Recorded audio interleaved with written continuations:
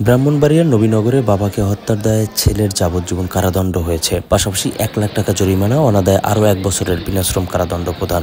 বুধবার ১৫ অক্টোবর বেলা ১১টায় ব্রাহ্মণবাড়িয়া আদালতের জেলা ও দায়রা জজ মোহাম্মদ শহীদুল ইসলাম এই দণ্ডাদেশ প্রদান করেন। আদালত সূত্রে জানা যায়, ২০২৩ সালের ১৪ আগস্ট দুপুরে ব্রাহ্মণবাড়িয়া জেলার কাঠালিয়া গ্রামে পাটকাটা নিয়ে নীল মিয়া ও তার ছেলে জসিমউদ্দিনের বাকবিতণ্ডা হয়। এরই এক পর্যায়ে ছেলে বাবার মাথায় আঘাত করে বসে এবং অতিরিক্ত রক্তক্ষরণের ফলে অসুস্থ হয়ে মাটিতে লুটিয়ে পড়েন নীল মিয়া।